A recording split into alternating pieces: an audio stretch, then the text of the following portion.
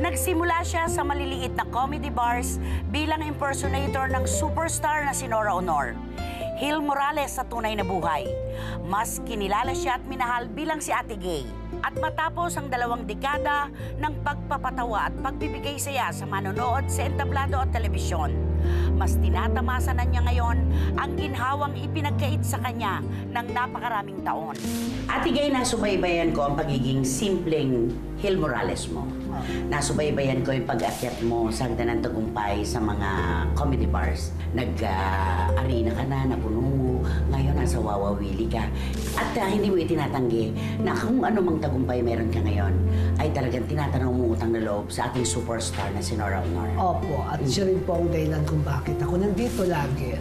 Siya talaga, because of Ate Gay, naging Ate Gay ako. Ang buhay kasi ni Nora ay parang hango din sa buhay ko. Galing sa hirap. Galing sa hirap na umiiyak nung bata pa, hanggang sa lumaki, umiiyak pa rin. Ano ang buhay mo sa Samar nung bata ka pa? Wala kami makain. Ayun, nakaranas din ako ng asin, toyo, asukal, ang ulam. Bunga ng kanyang pagsisikap at paghihirap, nairaos ni Ate Gay ang buhay ng kanyang pamilya at masasabi niya na nasa maayos ng buhay ang kanyang ina at mga kapatid ngayon. Pero may mga pagkakataong nagiging emosyonal pa rin ang kilalang komedyante. Bakit ka madalas umiyak? Sa tuwa, sa nangyayari sa akin. Mapasaya ko lang mga kapatid ko. Pwede nga kapatid ko.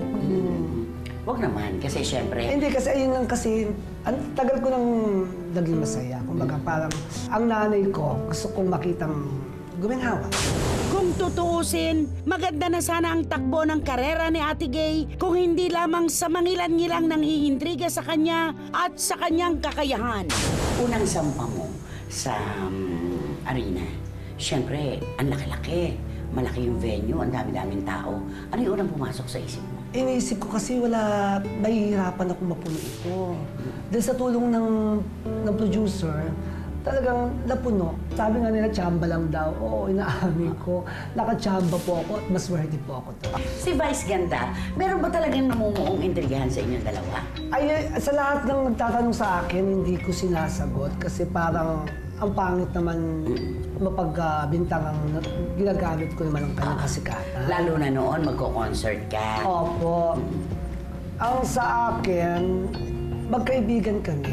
Sa kabila ng mga ibinabatong intriga sa kanya, nakagawa pa rin ng malaking marka ang stand-up comedian at concert artist.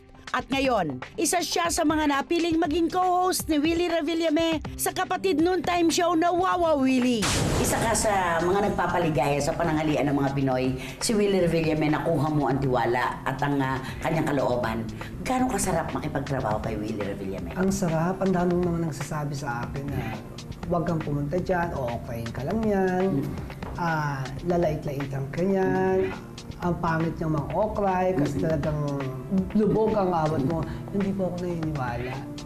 Dahil alam ko, pag mabuti ang puso mo, nararamdaman niya. Luha ng kaligayahan ang nakikita namin sa'yo pag ini-interview ka namin. Bakit masyado kang emosyonal na yung mga panahon to? Dumating na ako sa edad na ito na, tama na yung love life na lolokohin ka, tama na yung mga maling friends. Pumokus na lang sa magandang gawain, magtrabaho, at nang sa ganun maging masaya ang lahat. Thank you. Napakaligaya ko para kay Ate Gay. Correct. Tsaka kung ano siya, this is interview na napakasimple. Ganun talaga siya sa tunay ng buhay. Oo, naka-chinela, naka-t-shirt na maluwag. Sobrang cool, di ba? Pati magsalita, ganun siya.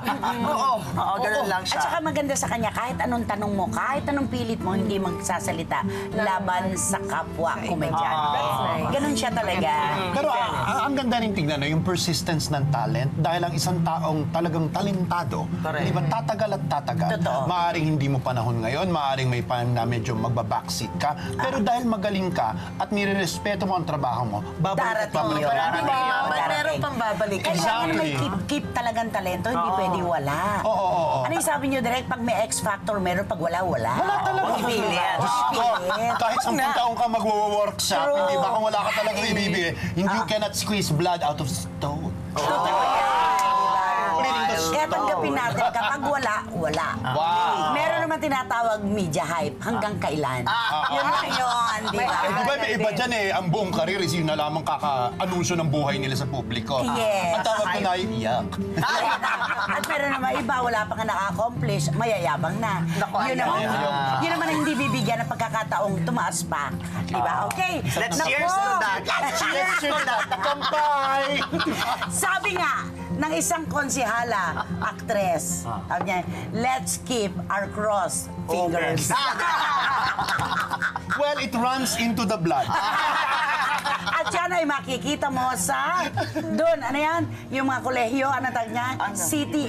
University of Belt. Ang dami pala. Naku, kalahating oras na po agad ang ating pinagsaluhan, mga kapatid. Bitin po kayo. Alam namin yan. Pero huwag niyo pong kaliligtaan. Mula Lunes hanggang Biyernes, meron pa rin po tayong gabi-gabing pagtitipan dito. Lamang po sa Ang latest! Updated!